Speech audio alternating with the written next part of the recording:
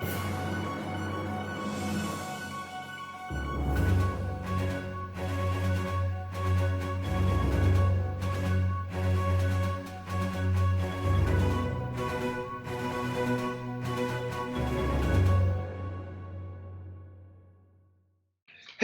what's up, y'all?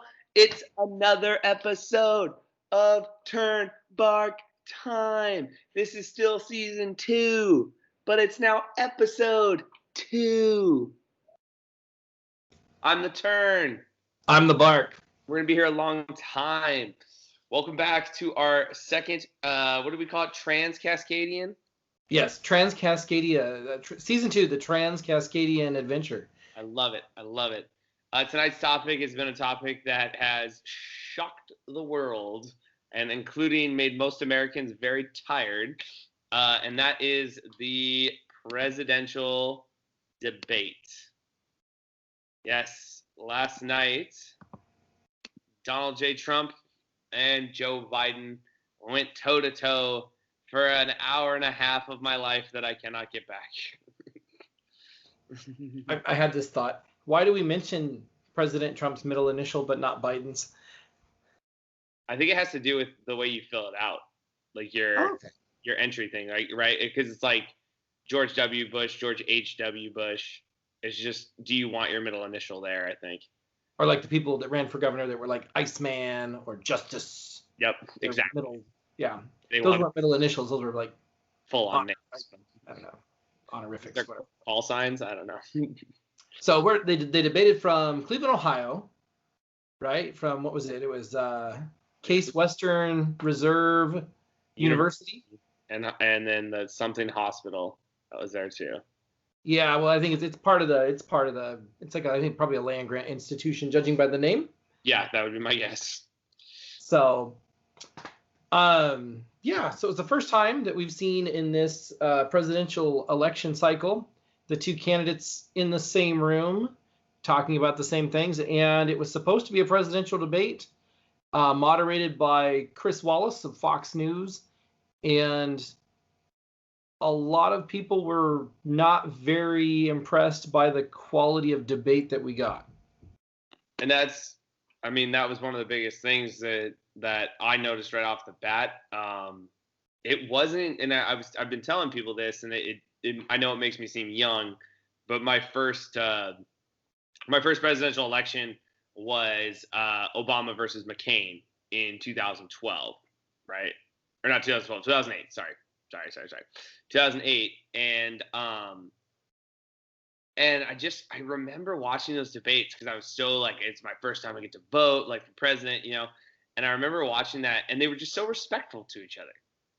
Like they took turns. They, if they needed to interrupt on a fact check or something like that, they did, but it wasn't what we saw last night, which was two children yelling at each other. Chris Wallace, I was reading something today, I think it was from LA Times.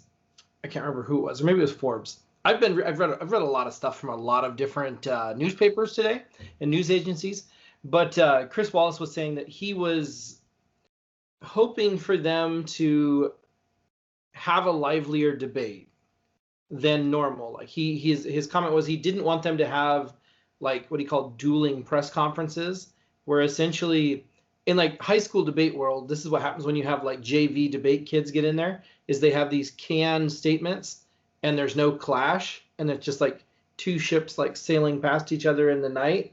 And like, the part of, the whole point of debate is to have clash, where you actually debate grounds. And unfortunately what happened last night is that we didn't actually get to the issues. And we spent a lot of times, I was actually Instagramming with the assistant superintendent last night. Oh, nice. Quincy, about how this would be a great lead-in to have a fallacies of argumentation unit. Yeah. And use the debates and go through and be like, all the things that we're trying to teach kids not to do in school, ad hominem attacks, right? Which means, right, to the person. Instead of actually debating policy, you just sit there and say, like Trump got offended when Biden said something about him not being very smart, and then he came back and told Biden, like, you're not very smart, and then Biden called him a liar and a clown twice, and Trump historically has nicknames that are like, not flattering for his opponents. And so like a lot of those attacks, and then like Trump even bringing up Hunter Biden and the Ukraine, kind of, I guess, not even like events, I guess, or suspected events, depending on how you look at it. Rumor. Yeah, there you go. Like I told my uncle contacted me earlier in the day about the debate because I was like, oh, who's going to watch? You know what I mean? And I said, there's two things that are for sure going to come up. I go, Hunter Biden and Ukraine and Trump's tax return. Yeah. And, again, those are things that both came up and played a fairly significant role in the debate, or in the hour and a half that they were on TV. Right. And it was interesting. Like, so I played it for part of my 8th graders today because we had finished what we were doing. So I was like, here's your chance to like kind of watch some of the debate. And I was like, don't worry, like you're going to watch it and that's it. Like, we're not going to watch any more of it because, we're running out of time. But I stopped the debate. Like, it opens, if you didn't watch it, the opening question is addressed to both of them. And it says, should we approve a Supreme Court justice before the election? And Trump said, the Constitution is very clear on what it says I should do. So I should do this. And then, and Biden, said it would be an abuse of power. And we talked about that in our last episode. But all of a sudden, we're talking about healthcare, and it just turns into this argument about the Affordable Care Act or Obamacare, whatever you want to call it. And it just goes back and forth and back and forth. And you see Chris Wallace just like, well, I asked about the Supreme Court, so let's try and bring it back. But it never, from then on, it never got back. They would try to answer the question on it, but then we would go down a different rabbit hole. It was sometimes like our classrooms. Yeah, and like some people said, like Trump's big thing is he says, well, I've been elected for 4 years. I should have the ability to, I have the Senate and the presidency, or the GOP does. We should be able to get our nominee through. And then there's people on Twitter that go, yeah, well, Obama was president for 8 years, not 7. But I guess his counter argument would have been that Obama didn't have the Senate. Right. And that was the will of the voice of the people, or the will of the people. Yep. And Biden, on that opening topic, like they did try to get Biden to say, would he pack the court? Yeah. And Trump kept kind of railing on him, like, will you pack the court, or will you say that you won't? And Biden kind of, he skirted around that and did not make a definitive statement about what his position was. Right. And Trump kept attacking him by saying, well, he's going to lose the radical left. It's a tongue twister. If he did that. And then about halfway through the debate, Biden, I can't remember what claim it was, but Biden made a claim or made a statement. Essentially, President Trump tried to hammer Biden by essentially saying that he was in line with Bernie Sanders and Elizabeth Warren. Right. And if you look at a political spectrum, Bernie Sanders is like, whoop, over here, and like, Biden's like up here. Go to Political Compass. It's a great website. Yeah, it's very confusing for Americans because it's not the left and right that we're used to. But if you take the time to actually dig into it, you'll realize that it's about economic policy and social policy and whatnot. But, Biden did kind of have to, like, Trump did push Biden to establish himself and kind of say that he is not moving further to the left to accommodate, the Bernie bros and the people like that as much. Mm-hmm. And so I think that part of his strategy is that, he's hoping that the same thing happens to Biden that happened to Hillary in 2016, where the people that are more liberal or more, I don't want to use the word radical, but the people that are more liberal or more further to the left aren't going to support Biden because they see him as being too centrist and too similar to the establishment and not willing to change enough. Yeah. And what's interesting about that is that was kind of Trump's attack. And then Biden's attack was really on, and this is what caught me, and I don't know if it caught your attention. And again, Biden talked to the camera a couple times, probably about, I would guess, I'd say up to 5 times that he really looked at the camera and talked to the American people. And that was kind of like something that stuck out to me just because, again, it's been a while since I've seen a presidential debate, but even looking at like the primary debates or the primary debates for, the nominee for the Democrats, I don't feel like many people talked to the camera, right? Like talked to the American people, which I thought was like, man, that stuck out to me because like of all the debates I've watched, that's never happened, like people actually talking to the American people. So I thought that was really interesting. He hammered Trump on his record, right? And then pairing himself with the Obama presidency and tried to, say, well, this is what happened. And again, what was interesting was that I found fascinating was that fact checking wasn't happening by the moderator or anything like that. Other sites did fact checking and things like that. And it was fascinating because one of the things was talking about crime, and Biden, said crime was down to 15% less when, we took over. We lowered violent crime or crime by 15%. I think it was violence by 15%. And they're like, it's gone up under Trump. Well, it's gone up, I think, 0.04% since Trump took office. So it technically has gone up, but not in a significant manner.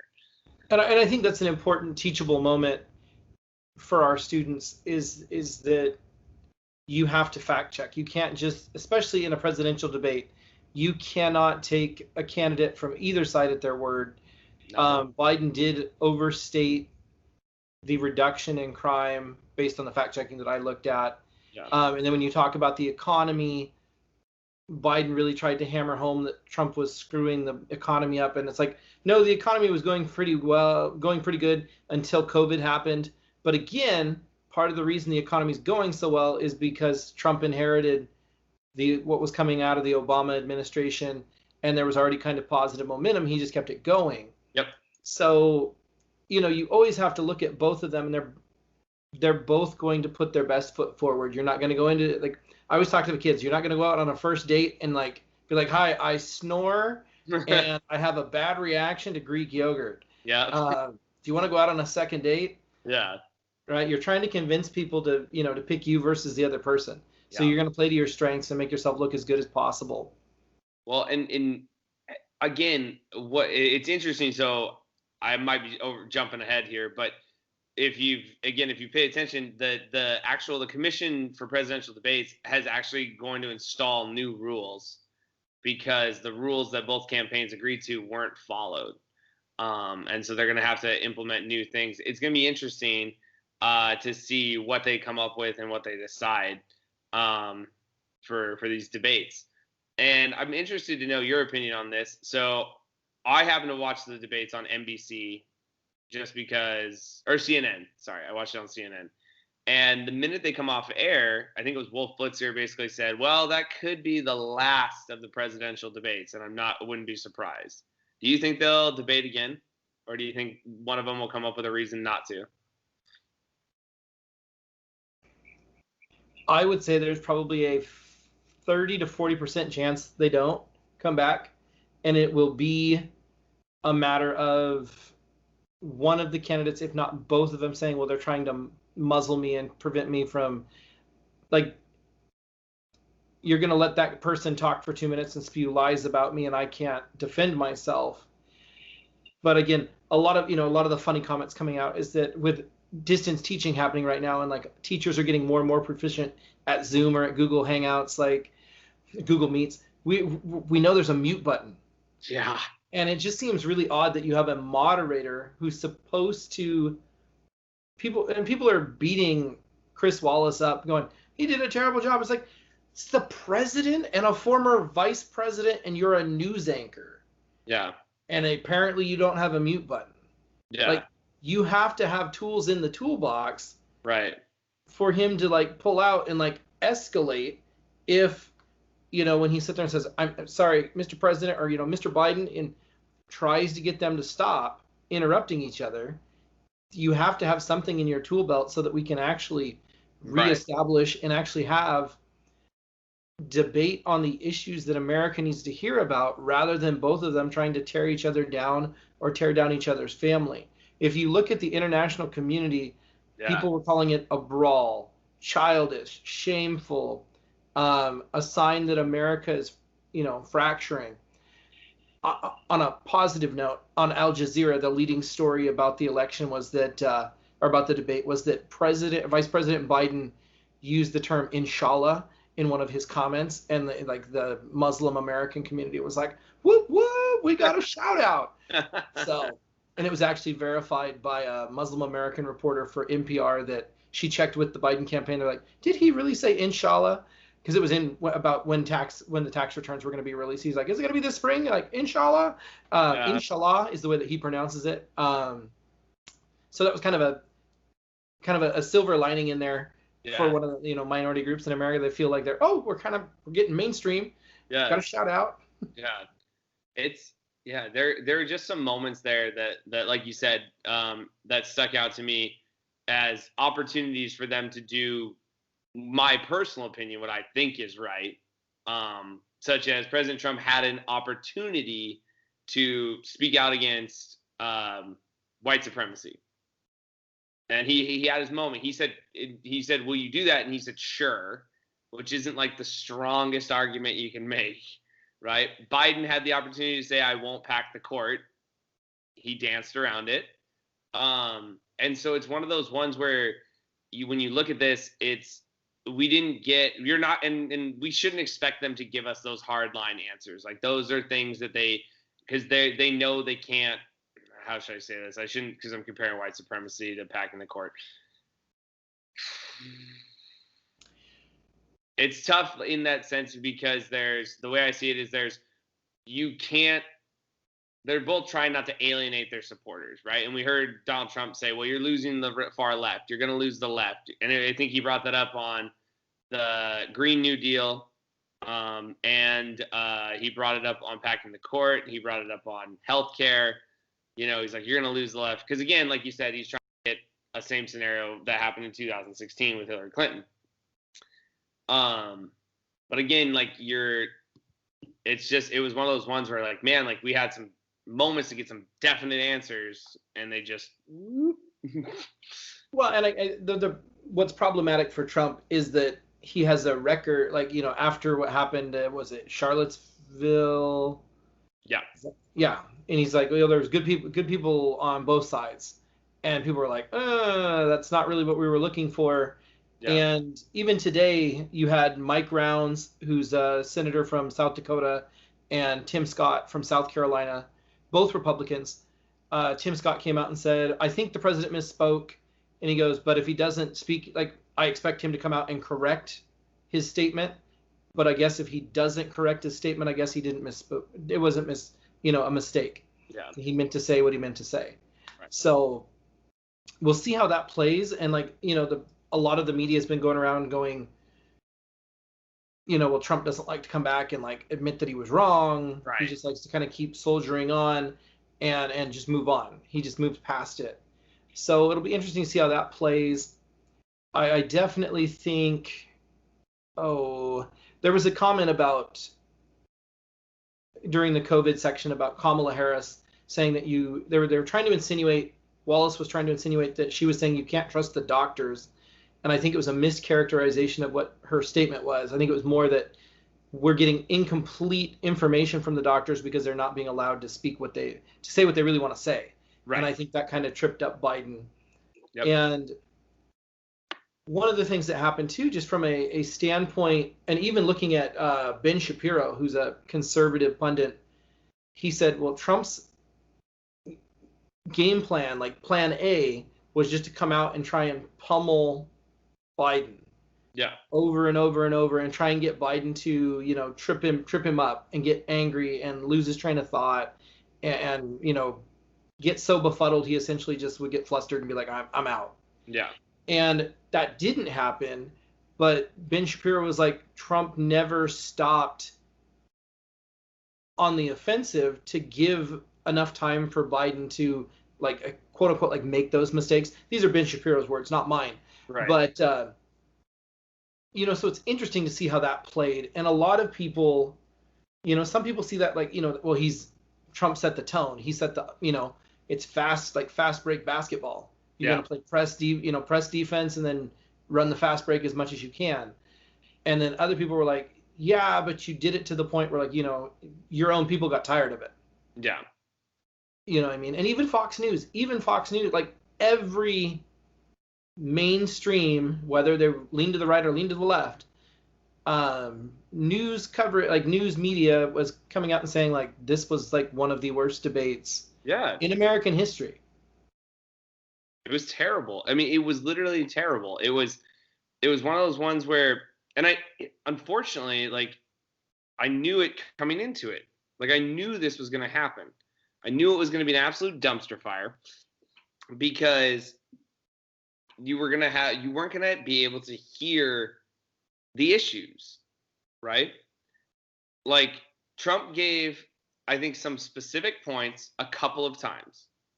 Biden, for the most part, was very broad, but gave plans and stuff like that. And so it was one of those ones where you're just like, what am I listening to? Like, what? And it was one of those ones where you're just like, wow, this is, I don't even know. I mean, like, I'm hoping that we have a next debate, and I know we want them to go back and forth. I get that, but wow, like, it'll be tough for me to sit down and spend the hour and a half to watch. People are saying the real debate that's going to have substance to it will be Senator Harris versus Vice President Pence. That will be really interesting. I think actually too, it'll be a lot more respectful, but I think it'll be flip-flopped on who interrupts. Like, I think it'll be Senator Harris will come after Pence a lot stronger. Yeah, Pence is pretty even keeled and doesn't not very outspoken. Where I agree with you. I think Senator Harris will definitely be the one kind of on the offense, especially since the perception after this debate is, that Trump was kind of the aggressor and that Biden was the one that was kind of like having to play defense the entire time. Yep. So I think they want to try and flip that narrative. Right. And yeah, I'm interested to see it, and I'm curious because I think with the Biden campaign, like, so one of the things they talked about before the debate was they talked about how they prepared, and Trump, I guess, was just getting peppered with questions like in between meetings and like going to different things and stuff like that. Like, that's how he prepared. And Biden like actually spent time like on each category, going through multiple things or multiple statements and pieces like that. And I think that's why, like, going back to my thing where he turned and looked at the camera and was able to talk to the camera, because he had practiced that at this moment, like, this is where I'm going to address the American people about taxes, about the economy, about COVID, about healthcare, the election, all that. So, well, in a way, he's trying to break the fourth wall, right? Yeah. Instead of you seeing him in a debate with President Trump where he's talking to either, Chris Wallace or President Trump, he's trying to say, no, I'm talking to you, the American people, sitting at home in your living room. And he did that when he talked about the economy and talked about the tax breaks and healthcare, all of those things where it's like, these are grassroots issues.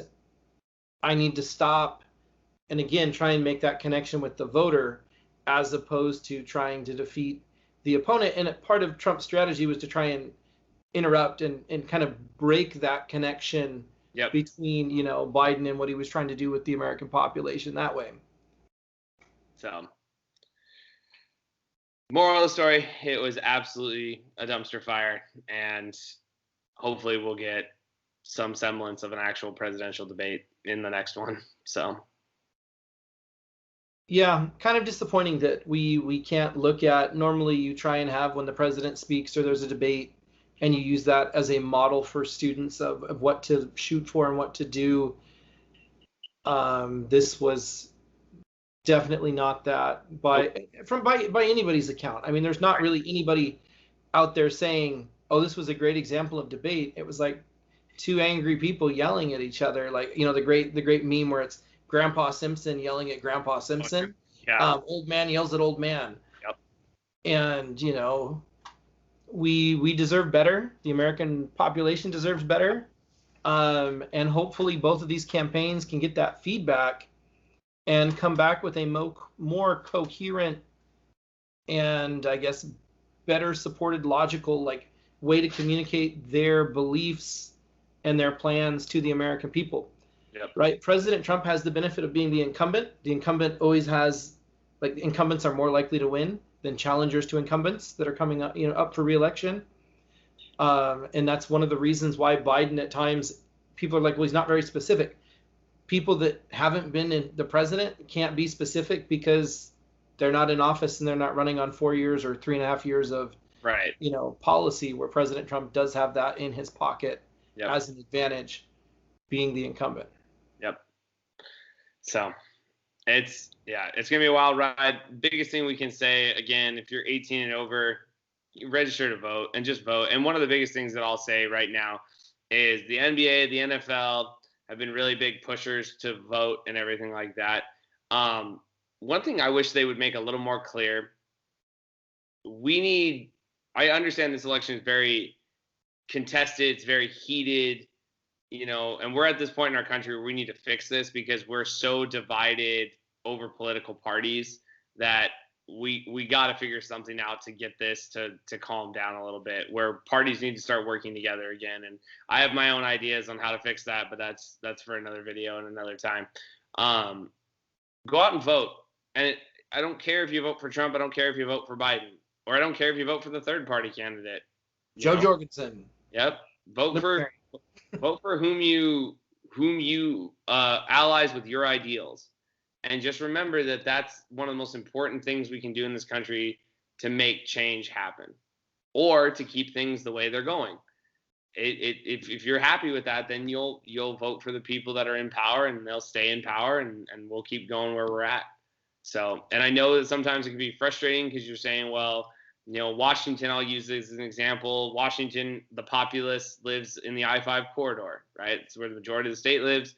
And so therefore they control a lot of the votes for Washington State, but still get out there and vote, respect the system, and respect, we'll make changes to it, right? Like, those are the things that are coming. So please, please, please register to vote, get out there and vote, and just vote for the person that allies with your beliefs best. And to build on that, there's a pre-registration program, an early voter program in Washington State now, that if you have a state ID and you're over 16, you can actually pre-register to vote, and when you turn 18, it will automatically register you to vote, and you'll start getting your ballots when the elections roll around. We actually made that part of an assignment this week for our kids that are juniors, so they're in civics right now. It's been a big push from the Washington State cadre of social studies educators over the last year, and COVID's kind of put a big wrench in that. It's really hard to provide kids with support to help them navigate a government website when they're at distance and you can't see what's on their screen. Yep. But part of voting is it's a responsibility. This is one of the things that we've been hammering in our classrooms. You get rights and you have responsibilities as an American citizen. And one of your responsibilities is to vote, and to be an informed voter. Yes. Right? Don't sit there and just flip a quarter, and that's how you decide who you're going to vote for. Look at the candidates, which one, everybody is a mixture of identities and beliefs, and some of those beliefs are more important to you than others, and find the candidate that's going to support the belief that you find most important. And we need to build a relationship with each other in our politics and in our society where we can disagree on politics and still respect each other enough to talk to each other the next day. Yep.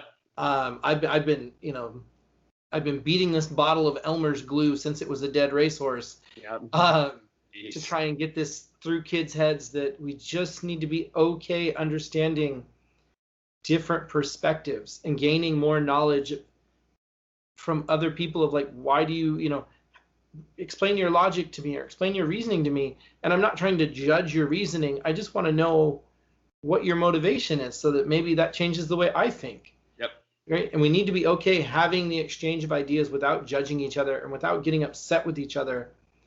And hopefully, again, kind of come back to maybe, this thing called bipartisanship. Yep. This crazy thing where Democrats and Republicans work together to do things that are good for the country. And it doesn't mean that you're a bad person if you know, if you're a Republican who works with Democrats or you're a Democrat who works with Republicans. Compromise is okay. Yep. You look at American history, there's a lot of compromises in there. Yes, so much. And one of the biggest things that I'll kind of leave you with is, I think Aristotle said it. It's the mark of an educated mind is entertaining an idea without accepting it.